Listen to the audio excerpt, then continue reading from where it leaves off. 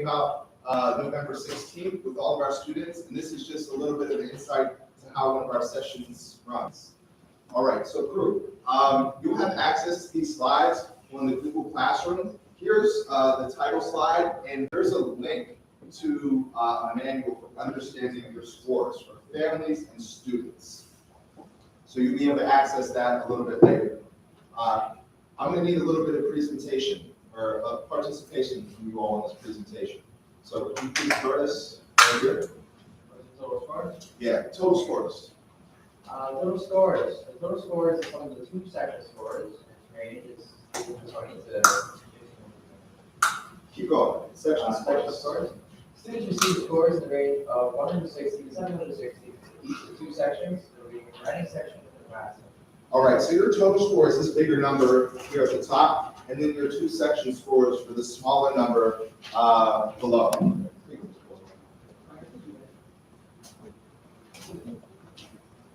All right, before we move on, very important question. Who is this? It's Mario. All right. Could you keep it going? A student's ability is better represented by score ranges and points. Score ranges are derived from the standard error of measurement and show how much a student scores would likely vary with a different administration of the test under identical conditions. All right, so all tests that you all take have what they call the standard error of measurement. And this score range, which is located underneath of your total score in the small font, and under your section scores in small font. Okay. All tests that you take have a standard error of measurement. And this score range, it counts for your ability better than just this number right here. Okay, so you can do 40 points better on your total score. Let's say you have a family member come and visit you, and you're really motivated to take the test. You can perform 40 points higher on your total score, and 30 points higher on each section score. Now, conversely, let's say you lost your shoe the day of the test. You're having a really bad day. You can do 40 points worse on the total, 30 points worse on the section. All right, but this score range is a better descriptor of your ability. All right. So one of the useful applications of the SAT, we talked about criticisms and we'll acknowledge some of those today, but one of the reasons why we use it is for projections, to see how well you would do at the next level. All right, can you take this part? The SAT student from the PSAT to the SAT. This is a common score scale for scores. All right, so the SAT is a broad assessment. You have the SAT for grades 8 to 9. You have the PSAT National Merit Scholarship Qualifying Test for grades 10 and 11. And then you have the SAT for grades 11 and 12. Well, what's unique about this is that they use a common score scale. Keep reading. The range is recorded for each assessment and calculate level of completeness within the common scale. Thus, while the total range for the SAT is 400 to 600, the total range for PSAT/SAT is 372. Okay, so this is the perfect score for the PSAT. This is the perfect score for the SAT.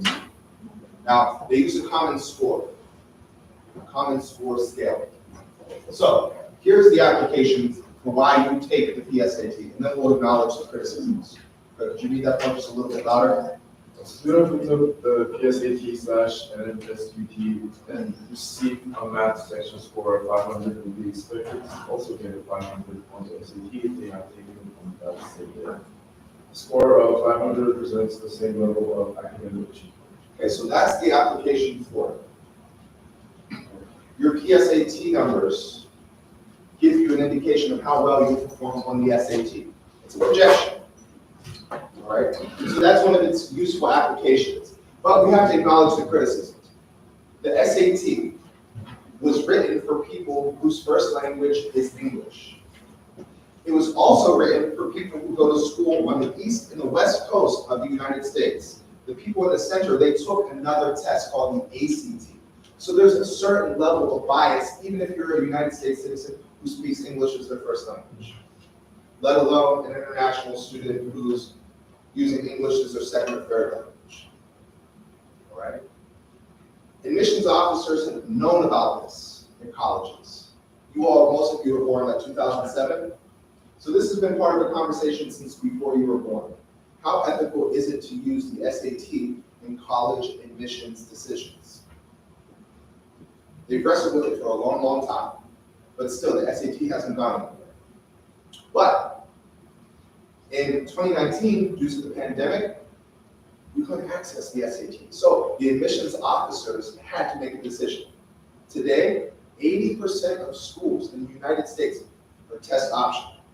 They don't require an SAT. So those are some of the criticisms. All right. Let me tell you about another application. Tom, could you read this? The college career readiness mechanism that they keep in 25% high school we require relative version that's very college. All right, so hold that. For 11th graders, the benchmark for reading and writing is 460. For math, it's 510. If you reach that benchmark, it means that 75% of the time, you're going to be able to get a C or higher in a first-year college course. That's what it was used for in the past. But again, if you're aware of the criticisms, you know why this might be unethical, or it might not be as useful.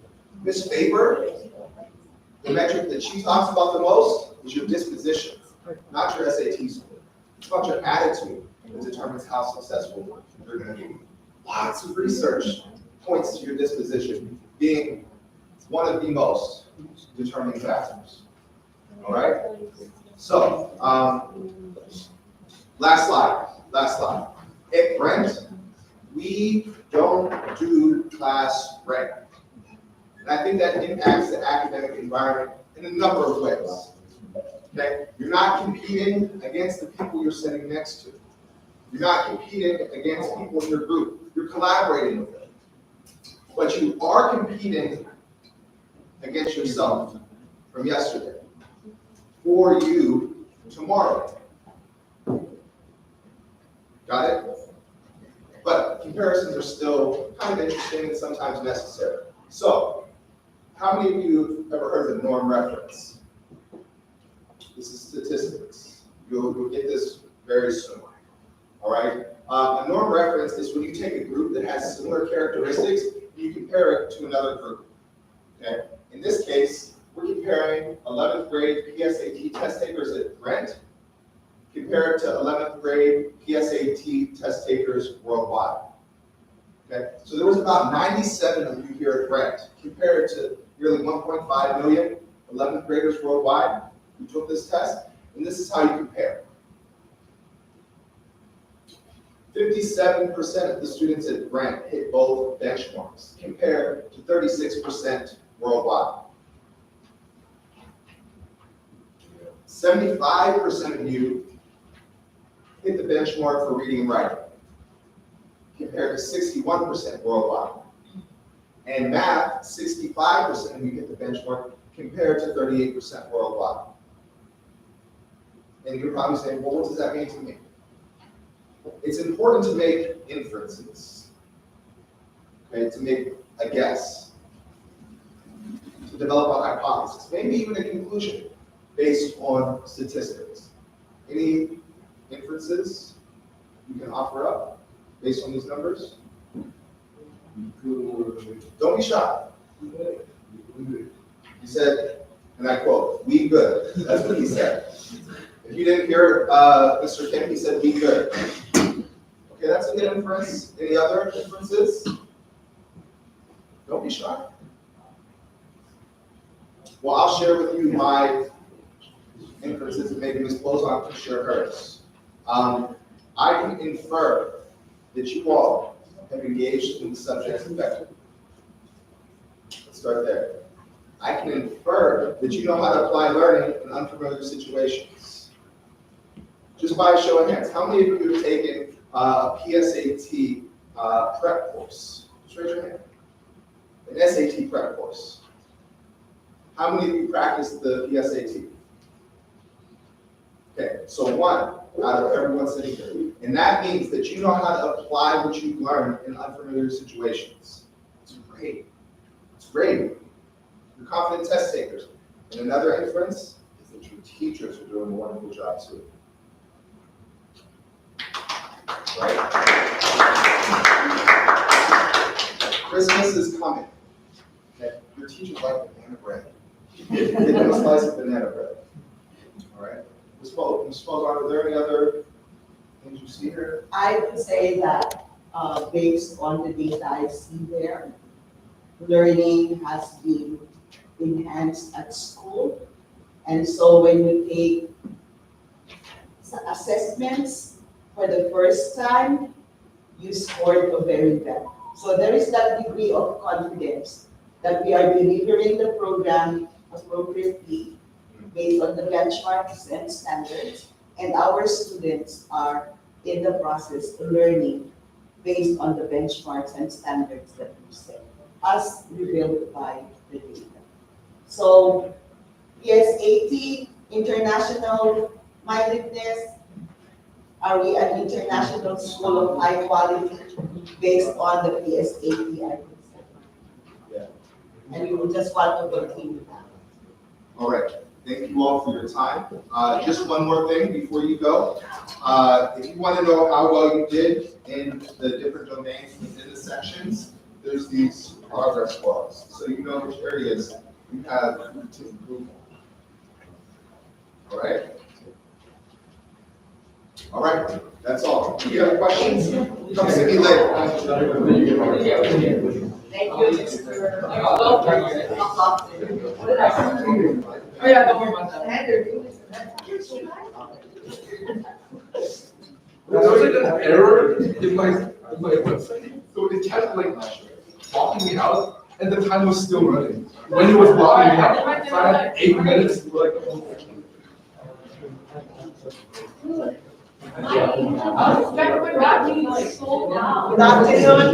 Good afternoon, parents and students, and thank you for making time to be here with you as we would like to introduce to you the recognition of the Brent Diploma and the IB Diploma. Basically, we all know that the IB is an international pre-university, very rigorous program that we offer at Brent. And the rigors of the IB program are guaranteed and supported because of the rigors of our Brent curriculum from kindergarten to grade 10. Because we look at the skills of what the IB would require students to become successful, we spiral down the skills, making sure that whatever skills at the top that the IB would need, our students are supported and prepared. So this afternoon, I will be joined by our 2 school counselors. If your children's last names are from A to K, the school counselor is Miss Virginia St. John. And then if your family name ends with L to Z or L to Z, it's Mr. Brandon Nakpa. So this afternoon's presentation will be focused on the offerings at Brent. What is an IB education, course selection process, samples of IB diploma packages, alumni updates, college admissions in the IB diploma recognition, and FAQs. Or if you have questions as we proceed, you may ask, because you might want to get more information and better understanding when you ask us some questions. Our upper school team is composed of our principal, Ms. Dr. Brett Petrillo. Then we have Ms. Virginia St. John, Mr. Brandon McLaughlin, and myself. And the IB office and the academic affairs offices are supported by Ms. Elsa Torres, who has communicated with you regarding this meeting. And we have another office staff in the person of Ms. Ren Tayo. The guidance office, our school counselor's office, has also a very efficient young lady in the person of Ms. Grace Borja, whom I have already communicated with you some information regarding your child's activities at school, academically or the whole time. Red School is accredited by the Western Association of Schools and Colleges and the International Baccalaureate Program. We are accredited or authorized by the IB to offer the 16 plus years old students program, which is the diploma program. So we all need some ways that we should be recognized and stamped that we are an international school. And this is the reason why every 6 years we go through or within 6 years, we go through our self-study cycle and later on come up with our big self-study results that will lead to the responses that we will be providing the Western Association of the Schools and Colleges. And this is for the association and for the accreditors to verify that as a school, we have maintained our quality of education based on the standards set by the Western Association of Schools and Colleges. And of course, the IB program also has to go through a 5-year cycle. In fact, from 2020 all the way to 2025, we are in our self-study cycle, developmental stage, and all the other stages that need to finally for us to be visited in September of 2025 by our IB evaluation visitors.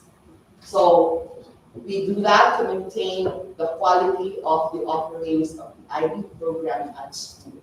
So we are maintaining the quality of Red education all throughout because we are committed to fulfill that because of our accreditation with WASP. And there is a double accreditation or authoritative evaluation that's done through the process, which is called the IB evaluation program. And this ensures you that we are truthful to the philosophy and goals of the IB, that we are aligned with them in standards and practices. So, for many of us, we have a question of what does it mean for a child to earn a Red diploma? If you entrust your children to us, this means all throughout grade 12, this means that your child at the end of grade 12 should be awarded a Red diploma. But what does that actually mean? I got some codes from our Red Education, a framework, which is also available in the website. And what does it mean to have a Red diploma? The Red diploma means that students successfully completed their pre-university education from an institution that is Red, that aims at every level to be characterized by quality education, a truly professional spirit, and genuine service to students and society. This means a complete development, a whole development of your child. And what else that this mean? It also means that the Red diploma is recognized locally because we have been part of the Department of Education of the Philippines, and we are also recognized internationally, which means that the diploma that we grant our students is recognized in the United States, in Canada, in Germany, or elsewhere in the world. And of course, we are operating as an official international school confirmed by our Presidential Decree 2022 issued on January 1 of 1986. In this document, signed, and the signed document that's published states that Brent International School Manila is recognized as an institution that provides international education, and we have the freedom to set the curriculum that we have, recognize the number of students that should be on campus in terms of nationality, and also the professional development and curriculum that we can offer. So there can be a lot of international schools named in the Philippines, but maybe you need to know what's the legitimacy of the international school status.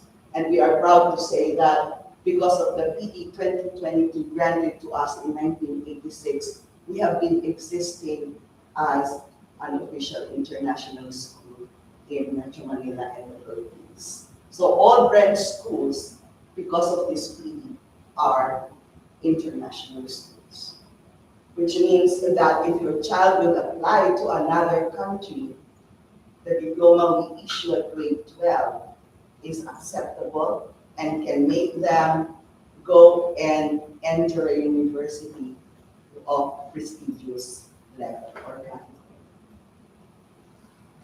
So we have our Brent School's goal and philosophy, and everybody must have read this in our website about our international community composed of young people from different parts of the world. We are multicultural in setting. We have different religious affiliation, but because of our ecumenical nature, our faith-based school welcomes every form of religion that there is, and family backgrounds too. So we educate our students with mutual understanding and respect, openness of mind in dialogue, acceptance of the uniqueness and limitations of each, and growth in the spirit of service and practice of justice and charity. Some of these words you might probably be able to see in the IB Learner profile, like students being open-minded.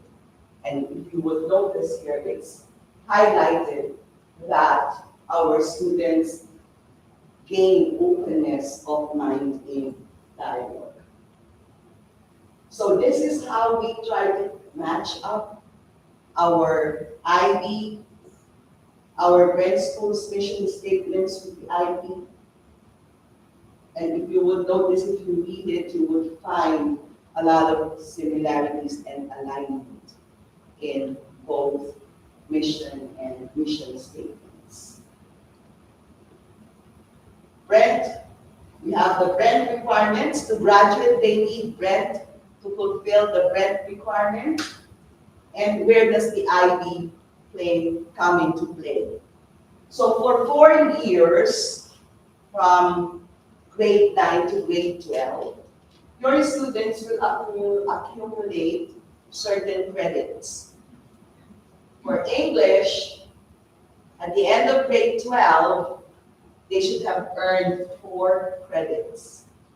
So which means English is taught from grade 9, 10, 11, and 12.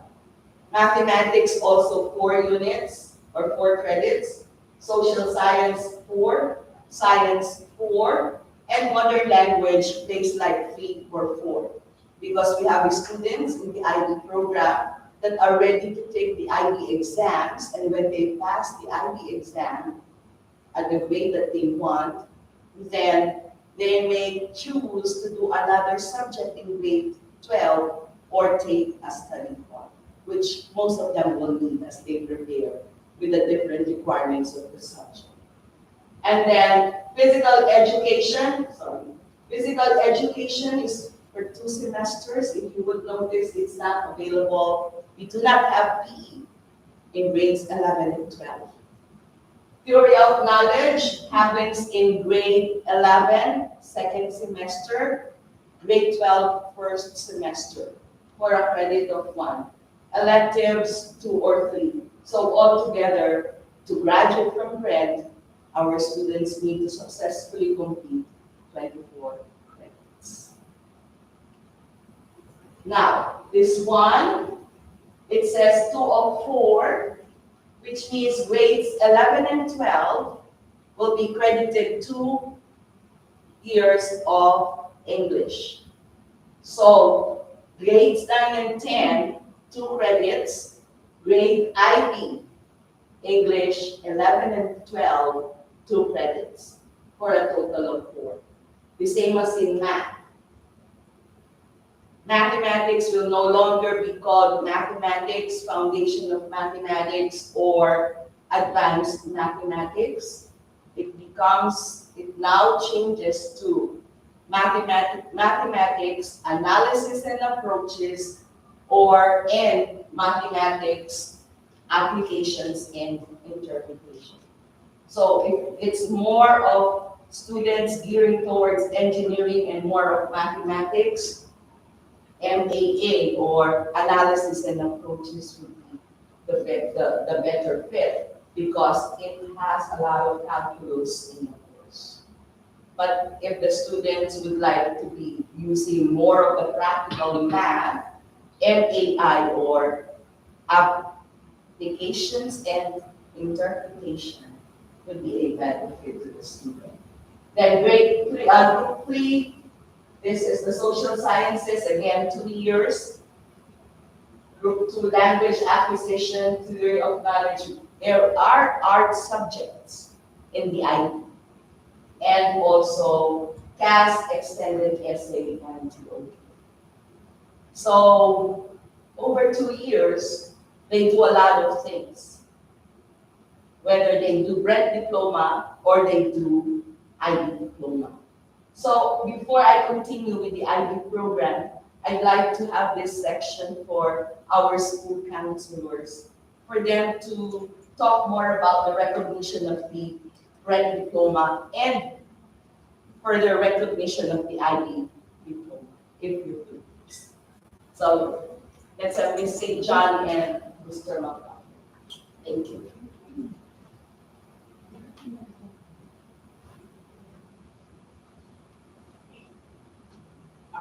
So the IB diploma program is used for admission, as you can see here in these countries. So the United Kingdom, Australia, it is used for admission purposes. In the United States, Philippines, Hong Kong, and Singapore, it's recognized as a rigorous program and it might lead to course credit.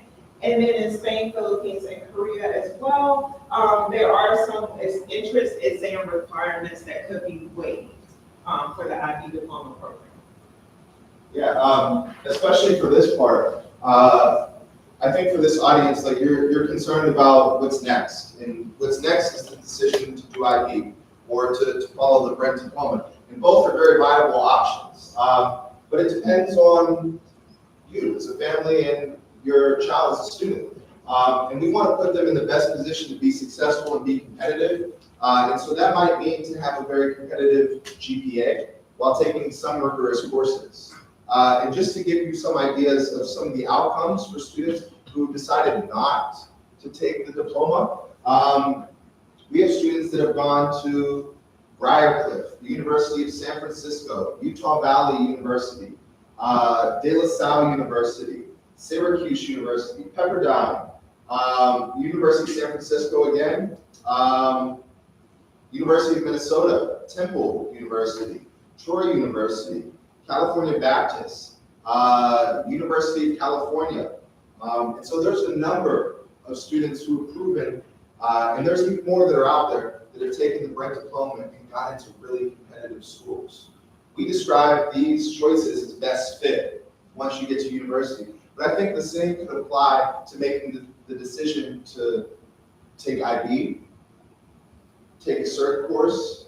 That means choosing maybe psychology or choosing business and testing for that one subject in IB. That's what the cert is. Or just taking the Brent diploma. And that could be described as best fit as well. Because we use the IB curriculum, your child may be just doing the IB subjects, but will not be sitting the IB examination. So the curriculum itself is IB.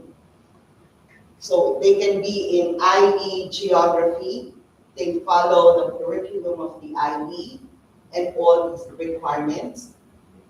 In the second year, we ask them to officially register. If they officially register, they officially register for the exams. So they still have the choice to do examinations and be full-time IB diploma candidate or study the courses in the regular manner without sitting the examination. The option is still there.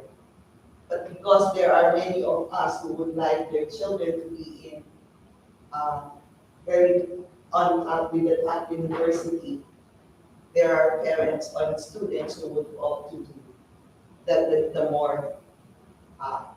the examination. Thank you, sorry. Yeah, it prepares students really well. I mean, like Ms. St. John, you can talk a little bit about some of the experiences that you've had switching students with an IB. Yeah, so just like Mr. McLaughlin said, we really do look at the entire student, and we look at them individually. And we look at where their goals are and the schools that they're aiming for.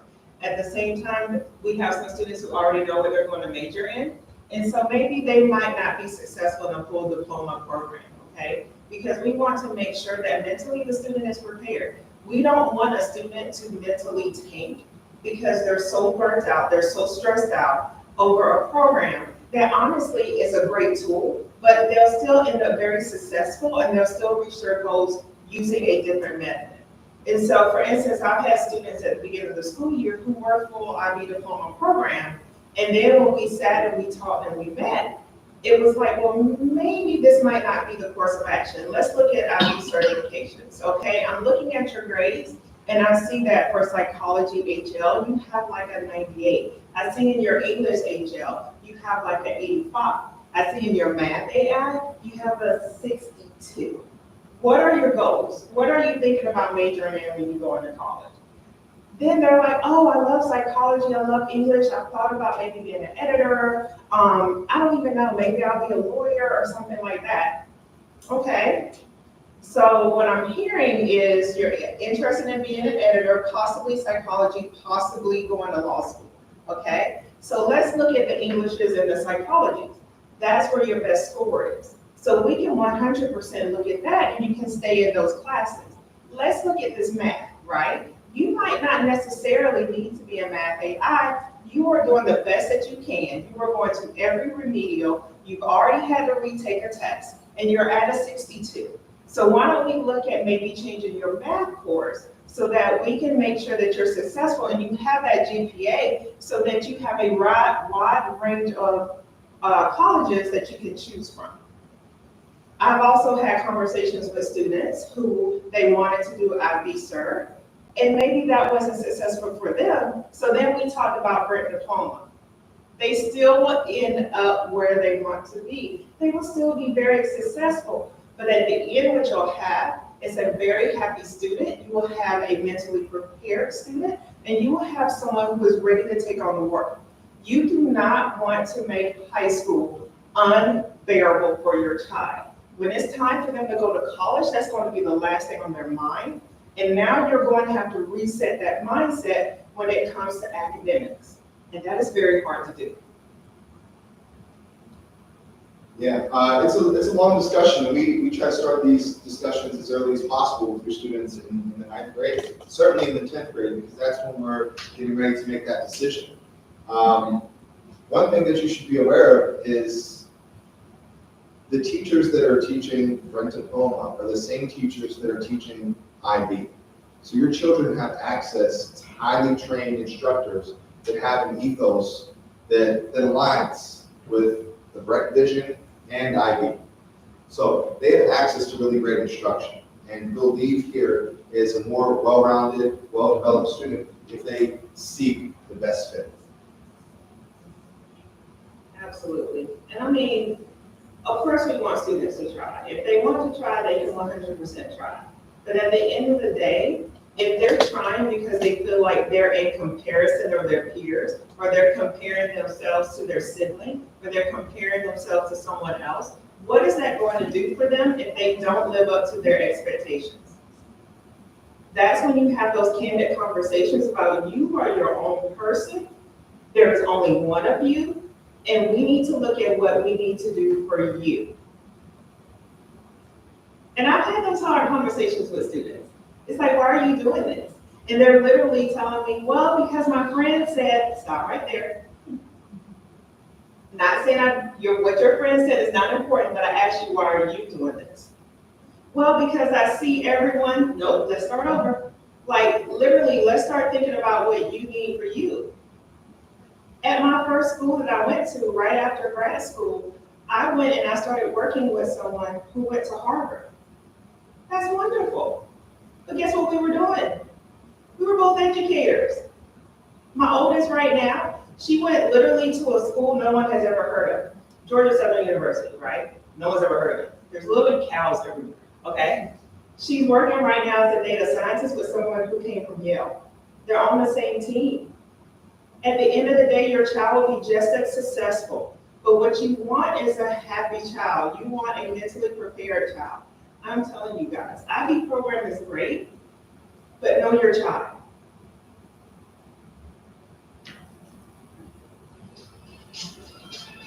Oh. Sorry. Sorry. I was like, oh, my music on? It's not. Can you put that inside? Sorry about that. I forgot that my phone was here. Thank you, sorry. Yeah, thank you very much. Thank you. Thank you, school counselors. And we meet with parents if you have questions. That's what we're here for.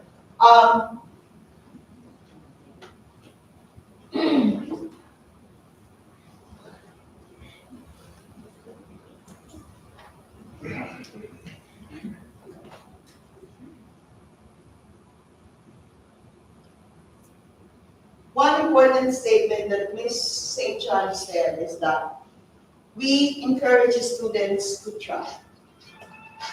Just play the whole song. All right. I put my phone on silent so many times. Sorry about that. We always encourage students to aim high. But we also would like our students to have their expectations and the reality aligned. Because we have experience speaking with students who are too hard on themselves, wanting to be always perfect. And oftentimes a lot of challenges come in the way, and so we see a child who would not be as happy as we used to see them. Before the pandemic, everything was working okay. We were able to let them sit and work. But since we returned from the pandemic, these children are still having that some effects of the pandemic.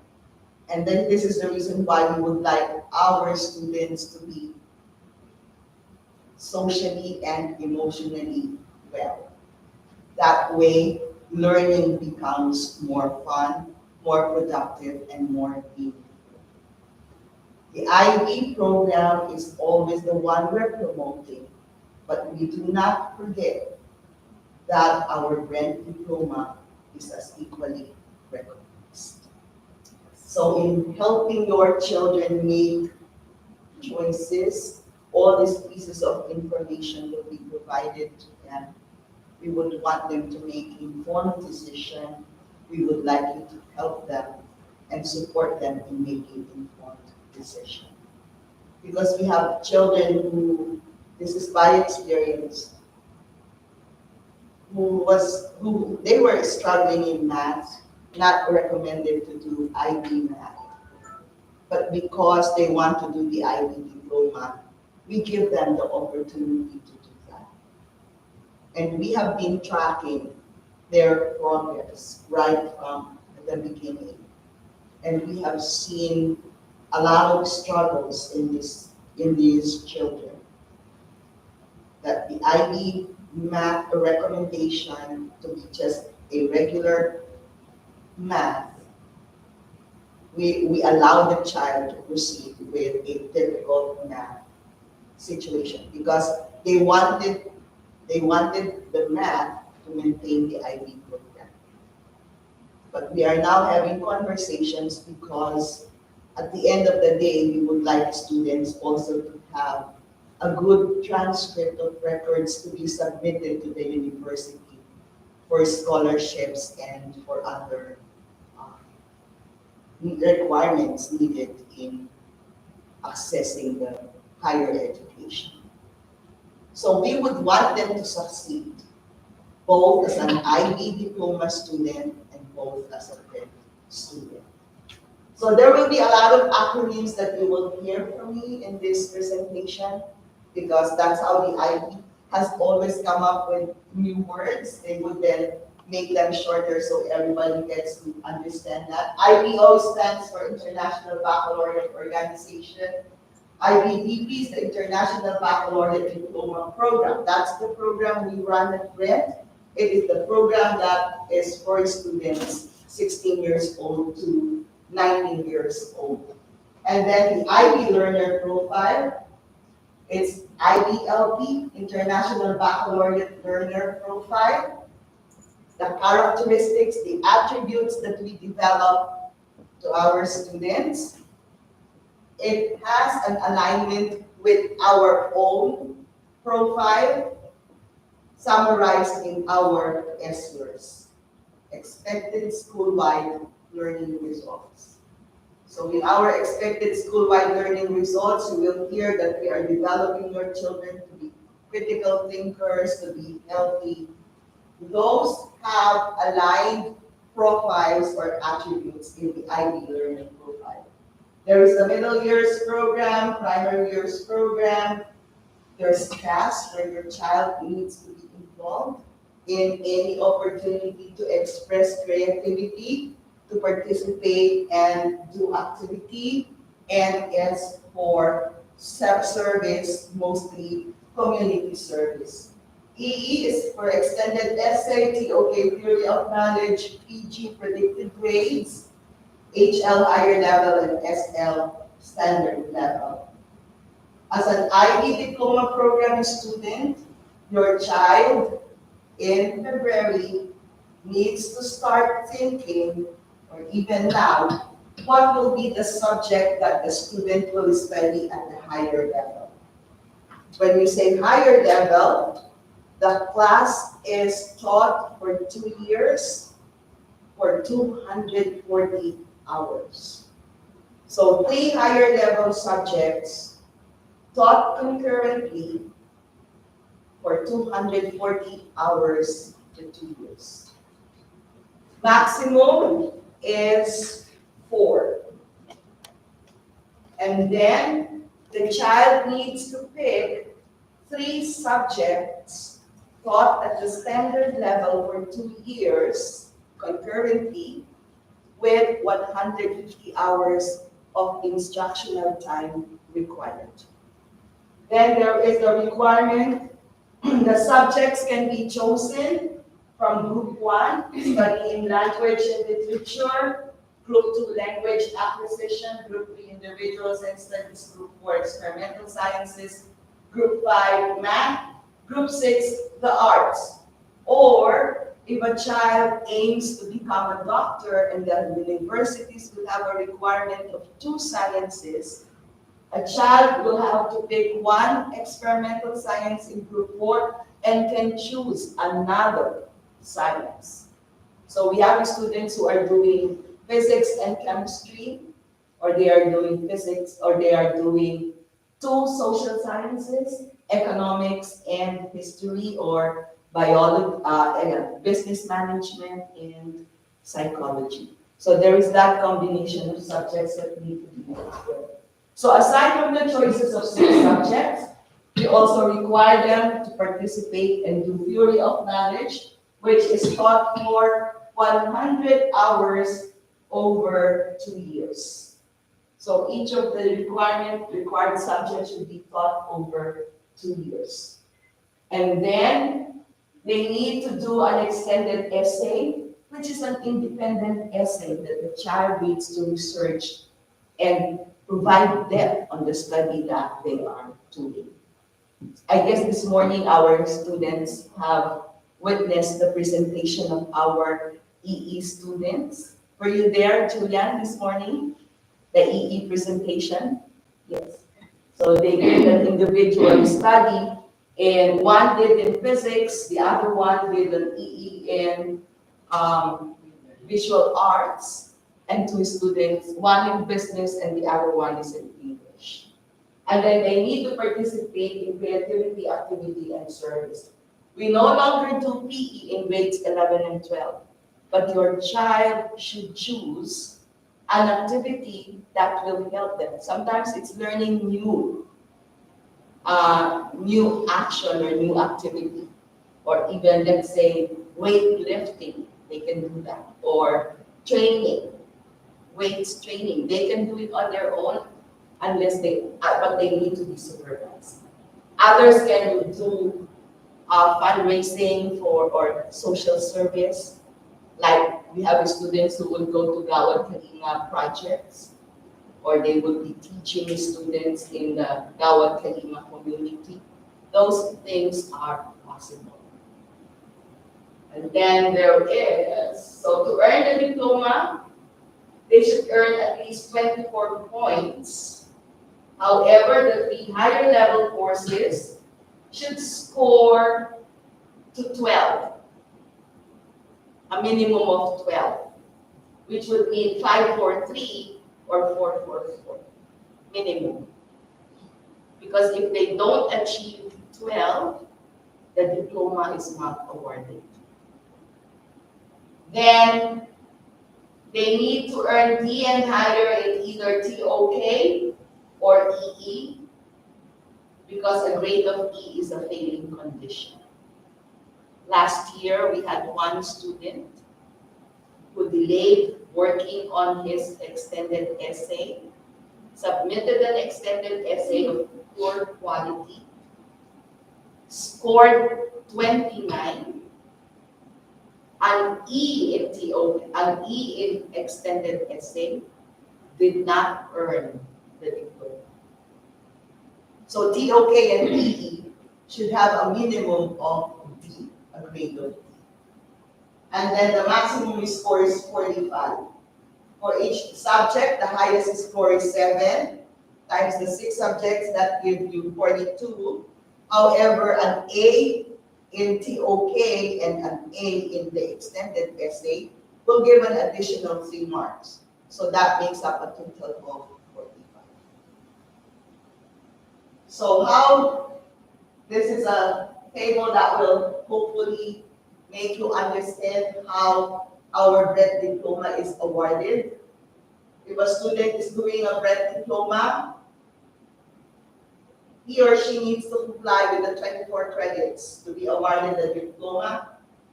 They don't have to do either higher level or standard level maximum number.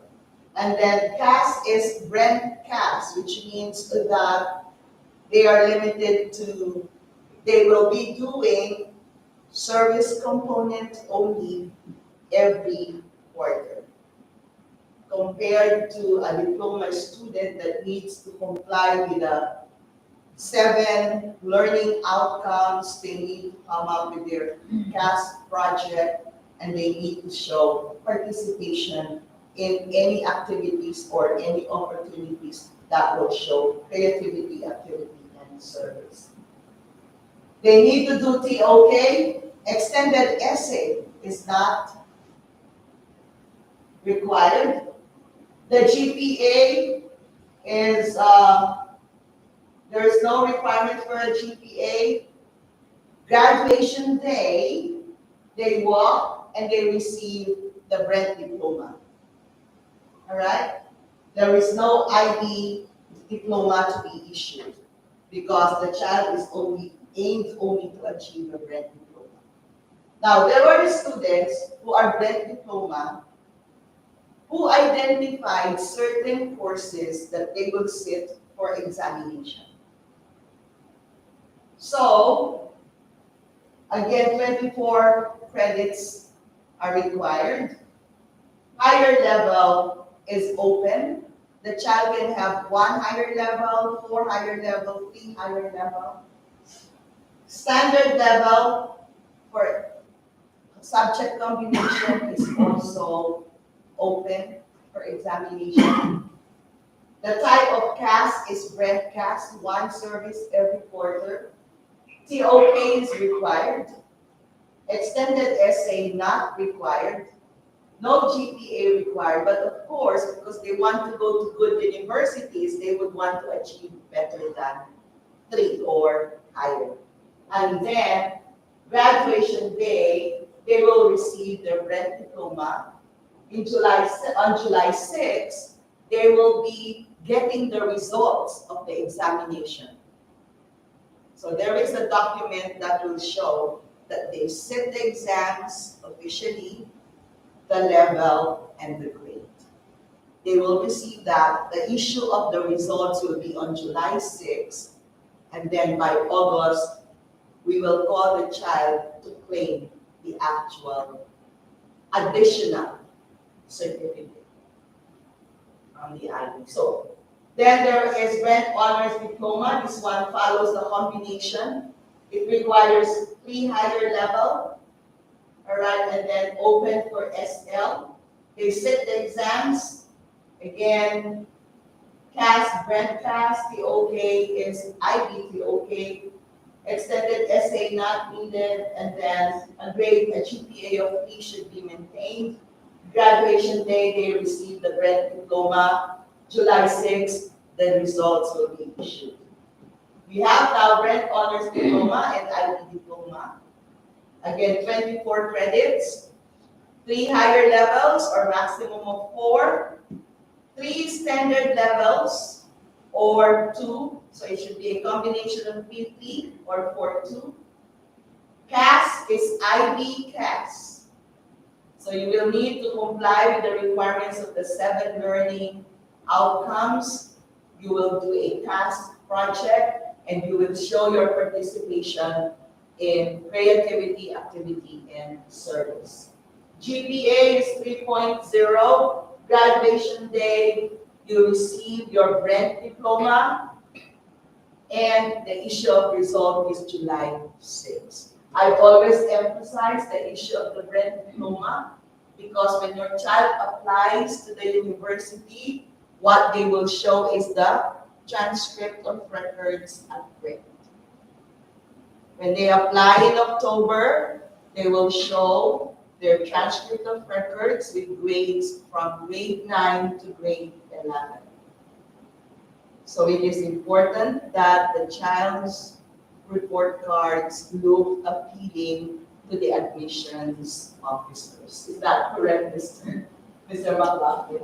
The transcript of records should be appealing to the admissions officers, grade 9 to 11 and 12. Yeah, admissions officers say that it's about 50% of what they base their decision on. Oh, wow. So it's really Huge. important. That is huge. Yeah, the transcripts tell a story. We can read it and see areas of struggle, areas of growth, and improvement. You know, it tells a story, and it's our job as school counselors and teachers to write letters of recommendation that give more voice to the story that's present on the transcript or other data.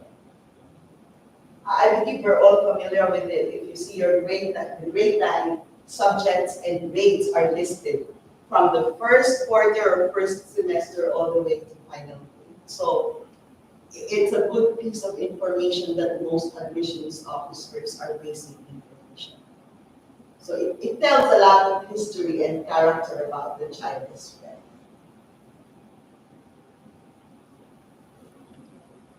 The IB Diploma Program started in 1968 by some talented forward-thinking teachers at the International School of Geneva. It used to be a single program only designed for internationally mobile students, mostly children of diplomats, ambassadors, because they keep moving around, and those students would need continuity in the subjects that they are learning. Thus, they started conceptualizing a program that will allow their students to be, if they move, the program will be available in other schools as well. It is a pre-university curriculum with a common set of external examinations only.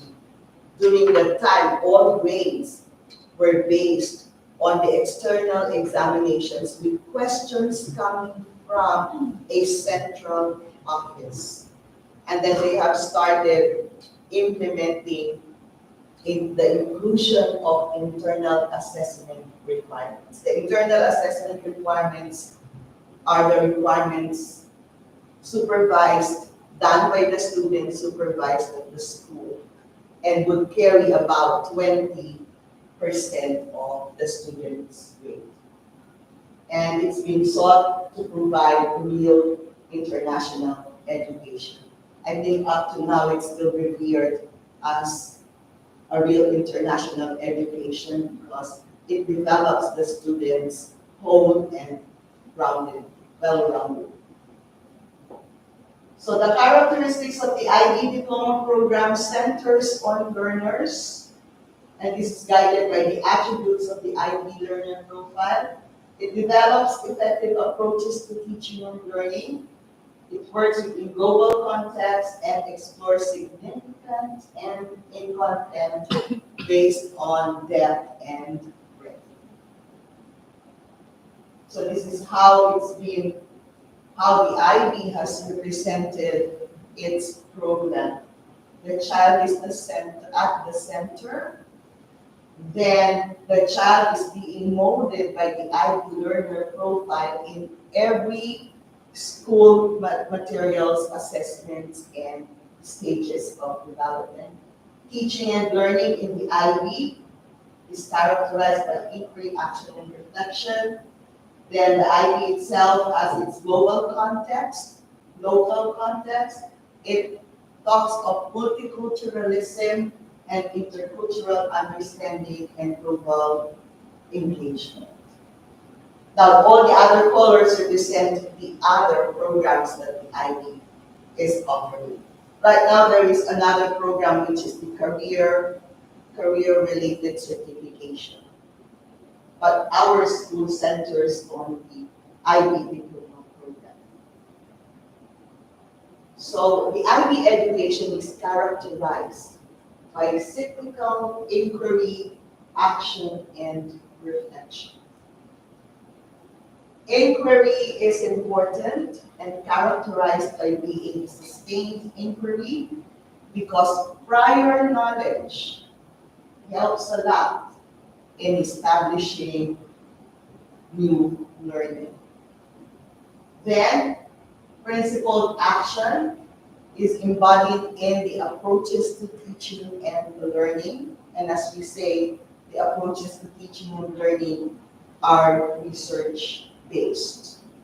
So it talks about the different skills that learners need to acquire, and it also tells us the different approaches that teachers use in order for the students to meet the skills. And then reflection follows. The IB has always advocated on critical reflection so that curiosity and experience can lead to deeper understanding.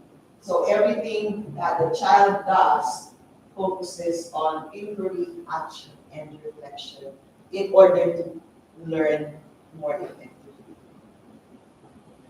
I have some materials that are in these slides. I will be sending you a copy so that you can get.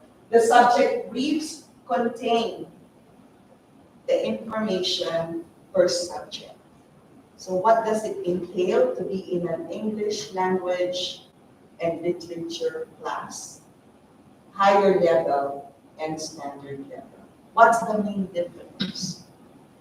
What are the things that make English language, learn LA language and literature different from a literature course? You will all find them there. And then the university recognition policies I also included so that if you would like to look ahead and find some schools that your child would like to go for the university level, all countries, most countries that have provided their recognition policies can be found in this document or in this website. Who is the diploma for? The DP is for learners who would like to be in an academically challenging and balanced program. Take advantage of a well-rounded education and develop according to the attributes of the IB learner profile. Somebody who is academically mature. Somebody who has passion for learning. So these are the attributes of the IB learner profile. Being inquirers, knowledgeable. At the beginning, I was wondering, what does it mean when it says IB learner profile? It goes back to the characteristics that students develop within the program. And if you would notice, most of this are also aligned and embedded in our expected school-wide learning results.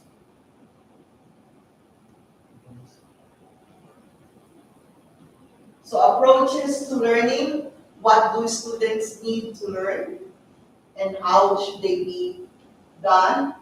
So the IB has set several target skills. One of those is communication.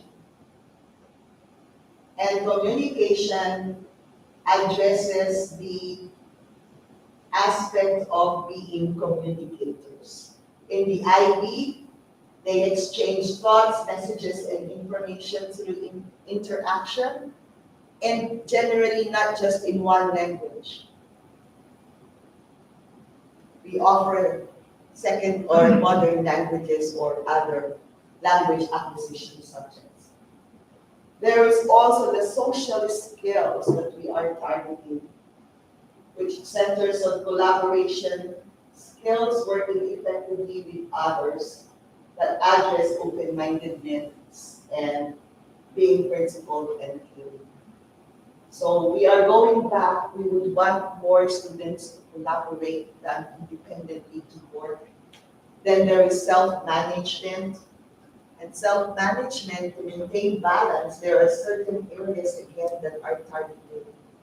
Organizational skills, affective skills, and reflective skills. And I know that many of us, including myself, even up to now, struggle with managing time. So in the IB, we try to train them to manage their time well. And this is the reason why we spread the calendar of submission of work 18 months. And what we normally see is if students tend to procrastinate, all those deadlines may be their enemies because things pile up. And we do not want that. We want them to manage themselves well. Again, IB is promoting social emotional wellness, and that's the reason why it's also targeting the affective skills and of course reflection.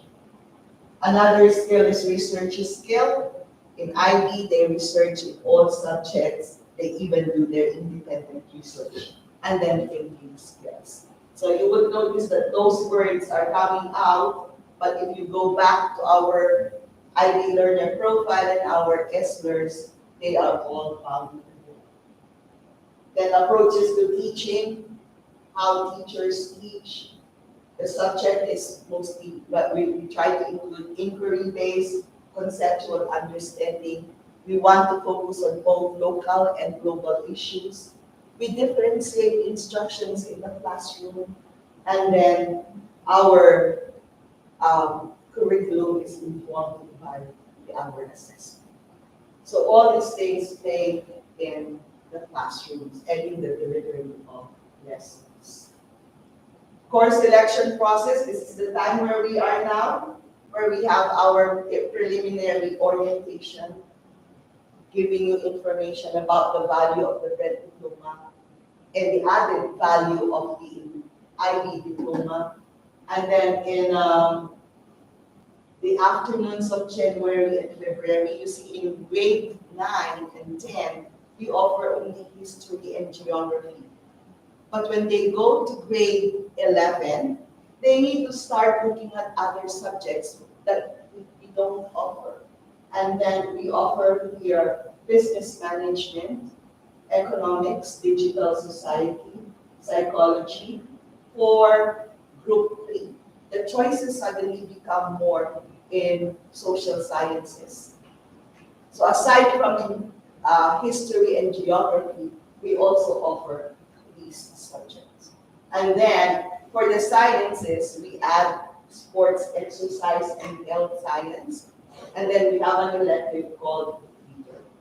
This is open to both parents and students. Maybe during the presentation, we will share the calendar with you, and we would ask the teachers if they can have you in person or if they can provide hybrid information for everyone. That way you would know which one, is it going to be business management or economics? But we have a number of students who will take both business management and economics. They're not the same. They can support each other, but not the same. And then first week of March, that's the course selection session for both parents and students.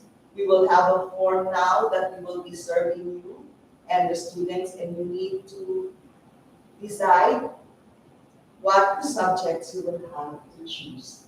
And then we encourage you to come also during the PTC in grade 10 to ask teachers in case you need more information about the offerings. So, as again, the reason why we would like to let you know the values of both red diploma and IB diploma is because our school provides equal opportunity to all the students to participate in the IB diploma program. And these are not written stones, but these are based on our experience as we have guided students in the IB program. Those who are most successful would be students with GPA of 3.3. Below 3.3, they are subject for considerations because there are students who would be going back to their own country, like the Netherlands or maybe Germany, that will require the IB diploma.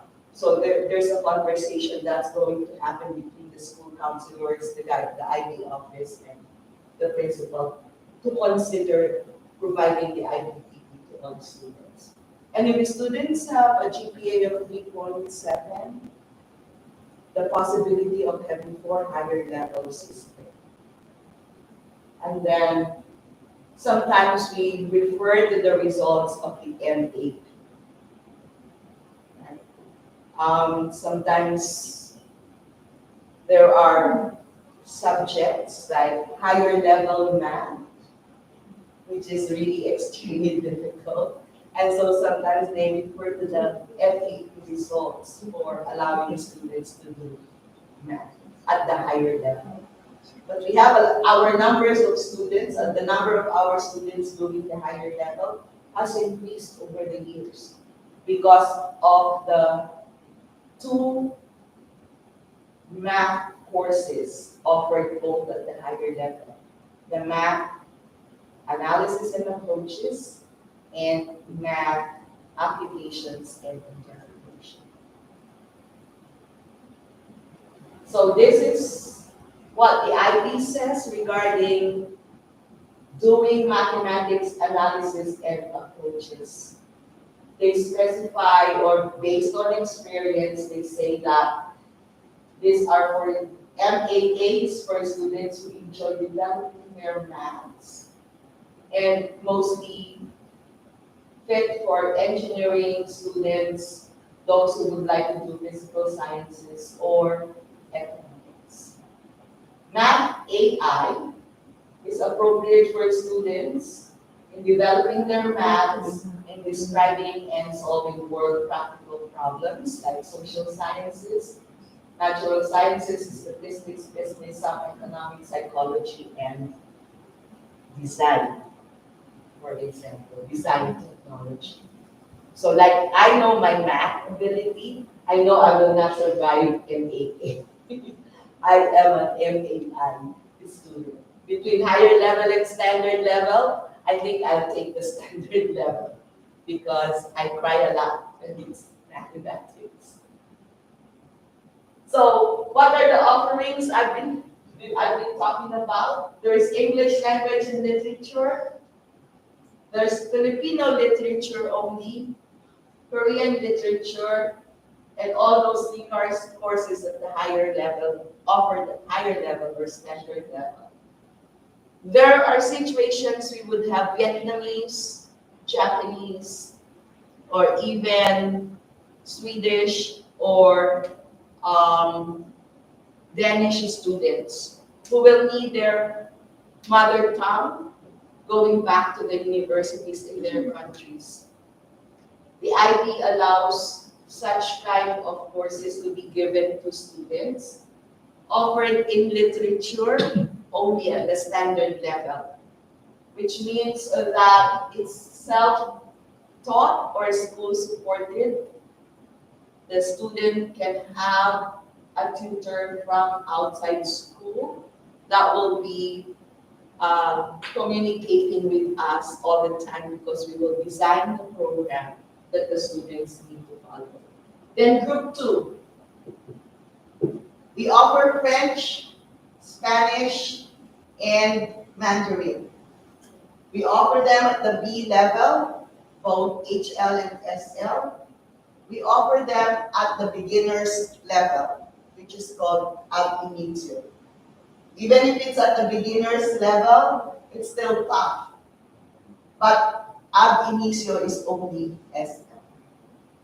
So oftentimes there are students who are returning, let's say, to Spain, and all their lives they've been only doing English. And or maybe there's a student, a Filipino student or of other nationality, who would like to go to and live in Spain. They can take a beginner's class of Spanish in grade 11 and carry on till grade 12. We have these students who have been in Spanish for a long time and have been excelling in Spanish. When they go to grade 11 or grade 10, they can do already some parts of the lesson at the IB level. So we put them in grade 10 with some of the grade 11 students doing the SL course, the BSL course. And then in grade 11, when the child is ready to do the exam, the child can do the anticipated examination for the language. Are you in Spanish class? Yes. Yes. So how long have you been in your Spanish class? Oh, I'm just in advanced Spanish, but I took Spanish in the So if you're in advanced Spanish now, and next year you'll be grade 11 in Spanish, and if Senor De La Torre says you are ready for the exam, we may register you for an exam in Spanish B for 2025. So when that happens, when you go to grade 12, you have one extra study day. So it gives you more time to do your other subjects differently. And then, if the child would like to do English and maybe his or her mother tongue language, the child can do that as well. So the child can do English language and literature, and then let's say Danish literature. That can substitute French, Mandarin, and Chinese. Group 3, our offerings are business management, digital society, economics, geography, history, and psychology. Sciences, we have 5: bio, chem, physics, computer science, and sports exercise. Sports exercise is only at the standard level. Math, 2 choices, 2 tracks, MAA, MAI, HL, SL. And then the arts that we offer are music, theater, and visual arts, both HL or SL. If the child would like to focus more on languages, the child can pick up another language. We used to have a student who did English literature, French B higher level, and Chinese B higher level. So 3 languages, 2 Chinese B, 2 language B, and 1 language A. And then all the others, the S are in SL. SL Physics, SL Chem, SL Math, and SL Social Science. So depending on the choices of the child. So the conversation between you and your children now will be, which of these subjects in each area will your child be leaning to? So if they want to do social sciences, they can pick up business management and economics. Or they can do geography and maybe history, or geography and economics. Here, there are 5 choices, but we need to find out if the university that your child is aiming to go to accepts computer science in place of lab sciences. Because there are universities that are specific, they want to see biochem or physics in the subject, in the transcript. So this is an example of a liberal arts program of studies. English language and literature, group 1, history in Europe, group 3, and visual arts, group 6, all at the higher level. And then they do language ab initio, biology, maths. And then on the side, they also do extended essay, theory of knowledge, and class. Our grade 11 now already started with the orientation of the extended essay, where they now started thinking about what's going to be their topic of study. So research questions, research process is starting. This one is an example of applied science course suggestions patterned after University of British Columbia with very specific requirements. They require 2 sciences for applied science courses, but the sciences they require are chemistry and physics, not necessarily both higher level. So you see, in this combination, chemistry is at the higher level, physics is at the standard level. And very specific about math. This is for University of British Columbia. From 2021, IB Maths AISL will not satisfy the requirement. Germany can have Math AASL or Math AISL. However, they need to do extra 16 hours of lessons in vectors only in order to qualify to German universities if they have Math AASL or Math AISL. So each country has unique requirements, and that's the reason why we also want you to be researching, because not others are very straightforward on what you need. The IB grades are 1 to 7, 7 being excellent, 3 mediocre, 2 poor, and then very good. And we would like our students to be aiming grades of 4 to 7. We push them to achieve 4 to 7 because there are occasions that 3 becomes a dangerous spot. It can lead to non-award of a diploma. So you have a sheet that has this combination that you can start talking about. Some of you are 2 years still, 2 years, but it's a good way to have that learning experience. This is a sample of the IB diploma that they will receive in August. The results are issued on July 6. They receive the physical documents in August. So this one is a sample of the diploma, and then it comes with an IB diploma results. This one has a score of 45, and it identifies every subject and level and the grades. So this child earned 7 in all subjects, plus 3 in extended essay and TOK. On top of that, she also received, because she chose 7 subjects instead of 6. Aside from that, she received an extra document that has the subject for that particular 7th subject. If a student does not earn the diploma, the student will receive the IB results. They still have that piece of the document that will say they have studied the IB subjects. And the subjects are identified together with the grades, passing CAS, and then the grade for extended essay. I think this is the one I'm saying that the score was 29, but the extended essay was an 8. And so the child didn't earn the diploma. Instead, he was awarded this document. Sayang. Well, it's a waste of being awarded the diploma. So sample of 10 diploma subjects. You do IB English SL, you do not sit the exam. You do a modern language, you don't sit an exam. You take 1 social science course, 1 science course, 1 math. And then the elective can be band, choir, dance, visual arts, or theater.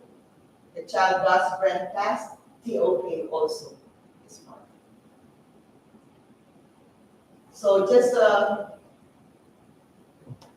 we have a DP student. We have several DP students. 1 student went to New York University Center for Genomics and Biology, received and enrolled to Fordham School of Law, graduated in 2023 with a law degree. So she finished 2 degrees. One is molecular biology in 2019, and then continuing on to do the law degree at Fordham. And then last year we had 1 student who graduated from us, a DP candidate. Is now at the Constructor University in Germany. We have 1 student who graduated also last year, diploma candidate, who is now at Delft University of Technology in the Netherlands, and they are both freshmen. Then we have IB courses students. These are students who chose specific subjects to sit for examinations. 1 of them went to UBC with a degree in BA Psychology. 1 student went to UST, finished pre-med, and is now at the De La Salle University School of Medicine. She graduated BS Biology cum laude, and now proper med in De La Salle. And then 1, Hawaii Pacific University, and he's a freshman there. This one is Brent Diploma. Last year is now in IE University in London. The other one is in California Baptist University. So wherever category the child picks, they will have very good universities to enroll to. So these are just some alumni updates. We had one student who graduated in 2013. Our 45 students earned 45, and she graduated summa cum laude in Northwestern University and proceeded to do her master's. She graduated in 2014 summa cum laude in accountancy in the United States. She earned summa cum laude. She was summa cum laude BA architecture. Summa cum laude also from a university. She graduated summa cum laude with a degree in BS psychology and criminology, and is now a law and society student. She minored in BA sociology at the University of Toronto. I think Uni of Toronto now ranks #1 in Canada, outside UBC. And then he graduated also summa cum laude. He was in my biology class, IB biology class. She graduated magna cum laude. Another student graduated with distinct honors. And then she's an engineer who graduated magna cum laude in a university in Canada, also with distinction. She just graduated, again, magna cum laude. Erin Restrepo is a course candidate. She chose to do 3 subjects.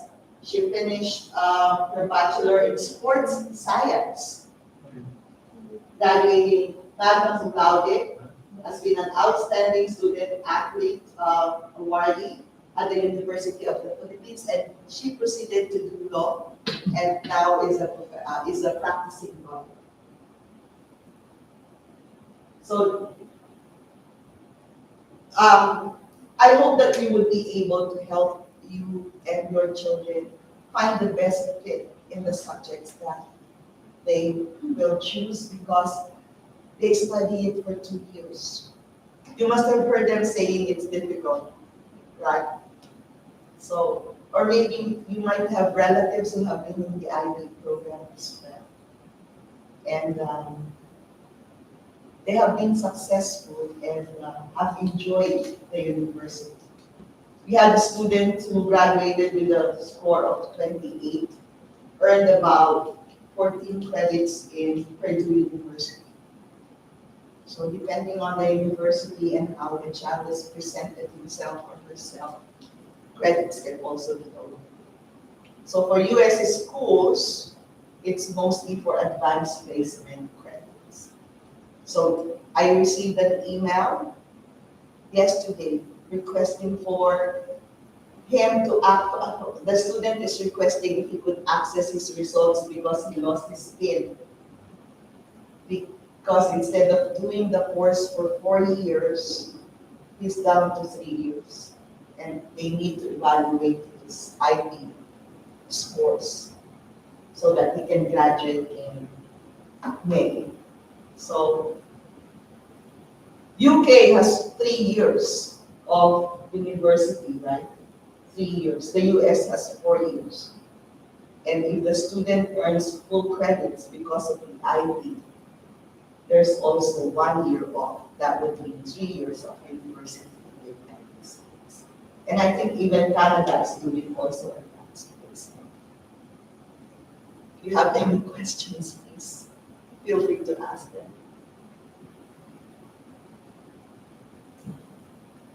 So we do all IB subjects to every student. We aim that students will be placed in level appropriate courses. We all support your children.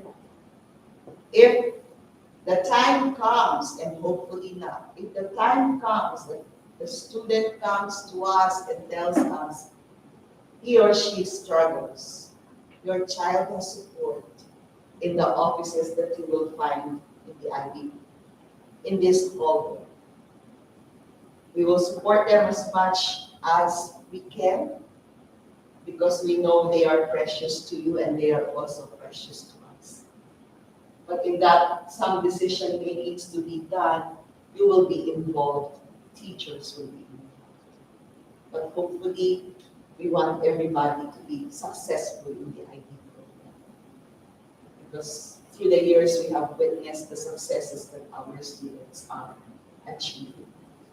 We have one student who got admitted to University of Berkeley, and he said that being in the university now is just quite easy for him. Do you have his video, please? I believe so, yes. Can you show it, please? Enzo? Yep. Thank you.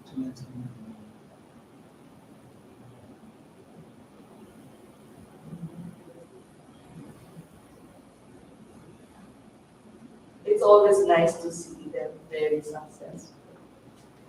As educators, we join you in your celebration of your student success. And we also feel for you that our students do not live up to our expectations.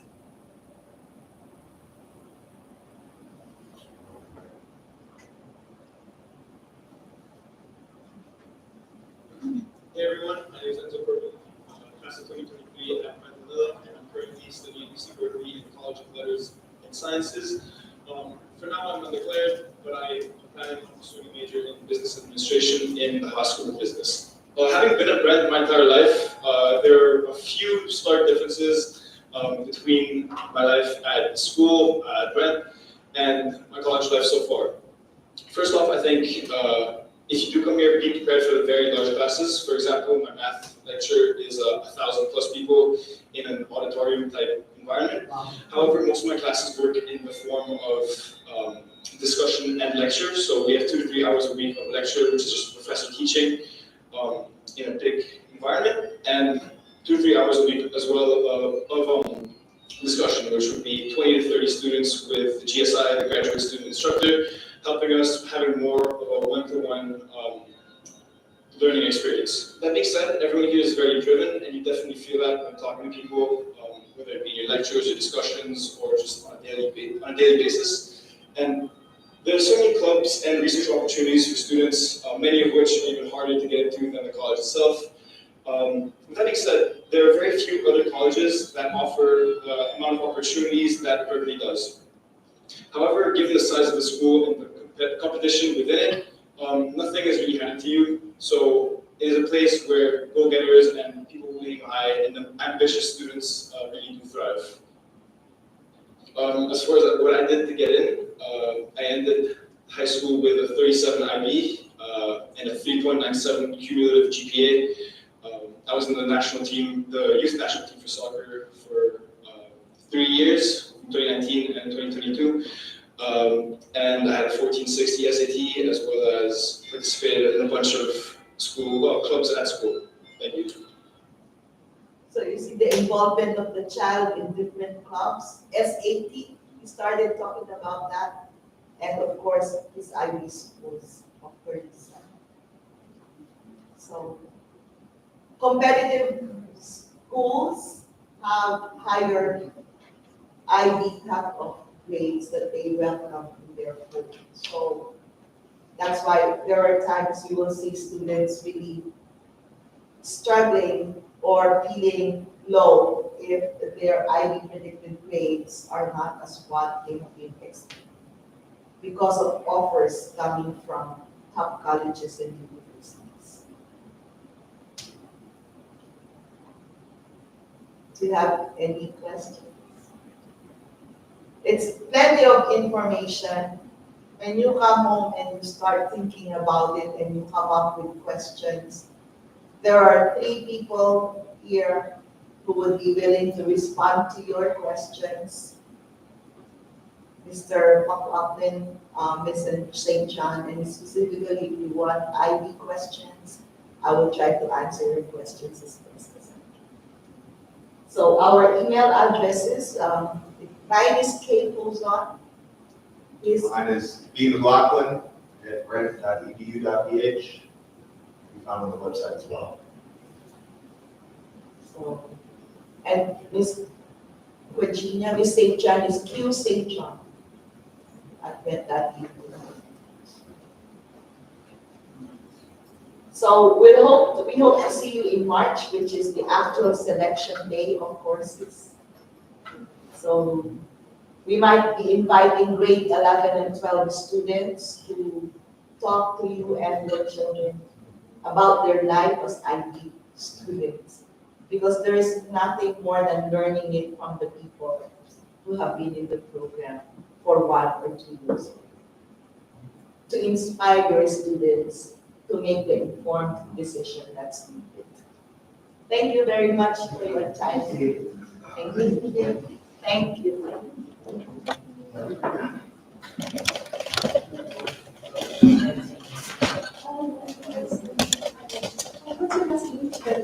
Salaries. Yeah.